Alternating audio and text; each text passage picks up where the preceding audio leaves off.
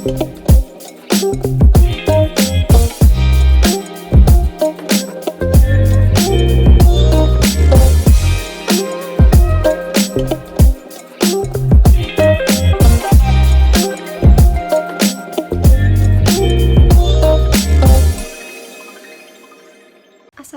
warahmatullahi wabarakatuh. Nama saya Mercita Restia Rukmana, NPM 190317339, Prodi Manajemen. Pada kesempatan kali ini, saya akan menyampaikan hasil penelitian saya yang berjudul Analisis Perbandingan Prediksi Kebangkrutan Terdampak COVID-19 menggunakan metode Altman Z-Score dan metode Grover. Studi kasus pada sektor Trade Service and Investment di Indeks LQ45 periode Maret-September 2020. COVID-19 pertama muncul di Indonesia pada 2 Maret 2019. Itu merupakan awal perjalanan panjang Indonesia melawan virus yang pertama kali ditemukan di kota Wuhan, Cina pada akhir tahun 2019. Dampak dari adanya virus corona ini sangat berpengaruh pada kegiatan bisnis, yang kemudian berpengaruh pada perekonomian. Pada kegiatan bisnis, pergerakan indeks harga saham gabungan dan indeks LQ45 2020 pada periode Maret sampai dengan September, IHSG berada di posisi 4.000 sampai 5.000, sedangkan indeks LQ45 berada di level 600 sampai 700. COVID-19 juga berdampak pada perekonomian khususnya Indonesia. Pada tahun 2020, Indonesia hadapi resesi sebab mengalami perkembangan perekonomian yang minus 2 kuartal berturut-turut, sehingga mengakibatkan orang kehilangan pekerjaan, perusahaan membuat lebih sedikit penjualan, turunnya daya beli masyarakat, investasi, kurs dolar, tingkat suku bunga tidak normal, dan mengalami kebangkrutan. Berdasarkan latar belakang tersebut, saya akan menganalisis bagaimana prediksi kebangkrutan menggunakan metode Altman dan metode Grover. Lalu, apakah ada perbandingan antara kedua metode tersebut dalam memprediksi kebangkrutan di sektor Trade Service Investment pada periode Maret-September 2020. Dengan kerangka pemikiran, laporan keuangan dari setiap perusahaan dilakukan analisis rasio untuk menghitung Altman Z-Score dan metode Grover. Setelah menghitung nilai Z-Score, maka untuk memutuskan perusahaan diprediksi bangkrut atau tidak, yaitu dengan klasifikasi, jika nilai Z lebih besar dari 2,6, maka perusahaan diprediksi tidak bangkrut. Jika nilai Z-Score lebih dari 1,1 atau kurang dari 2,6, maka perusahaan diprediksi berada di zona abu-abu. Sedangkan jika nilai Z kurang dari 1,1, maka perusahaan berpotensi bangkrut.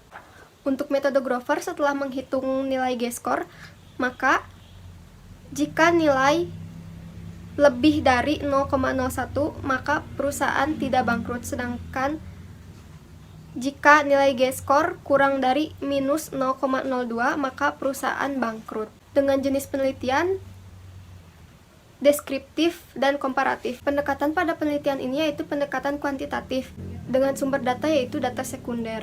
Teknik pengumpulan datanya yaitu pustaka dan dokumentasi. Pustaka meliputi jurnal, buku, dan teori, sedangkan dokumentasi yaitu data profil perusahaan, laporan keuangan seperti neraca, laba rugi, dan laporan perubahan ekuitas.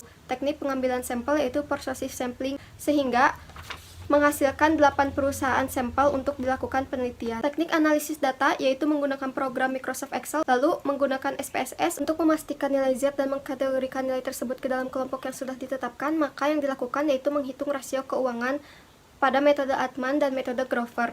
Lalu menghitung prediksi dengan ketentuan skor kuartal 1, 2, 3 dijumlah, lalu dibagi banyaknya kuartal prediksi. Untuk metode Altman Z-Score, dari 8 perusahaan terdapat 7 perusahaan yang memiliki skor lebih besar dari 2,6, sehingga perusahaan tersebut diprediksi tidak bangkrut.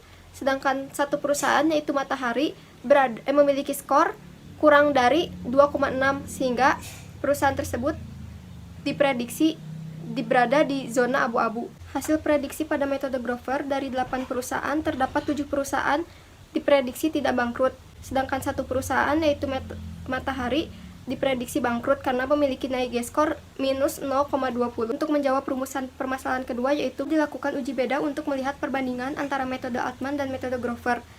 Dapat kita lihat hasil signifikannya yaitu 0,001, artinya metode Altman dan Grover memiliki perbedaan. Simpulan dari hasil penelitian saya yaitu rasio likuiditas, rasio profitabilitas, dan rasio solvabilitas yang positif dimiliki oleh 7 perusahaan trade service and investment.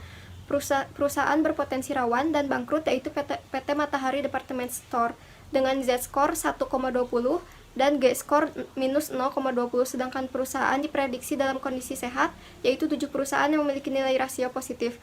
Untuk perbandingan kedua metode tersebut, dengan dilakukan uji PAIRET sampel tetes, menunjukkan nilai signifikan pada PAIR 1, yakni antara skor metode Altman dan metode Grover adalah sebesar 0,001, artinya hasil tersebut lebih kecil dari 0,05, maka terdapat perbedaan signifikan antara dua kelompok sampel. Saran yang dapat saya beri untuk investor, perhatikan isu politik, perekonomian, informasi pasar, naik turunnya saham. Perhatikan berbagai rasio dan analisis dengan metode kebangkrutan.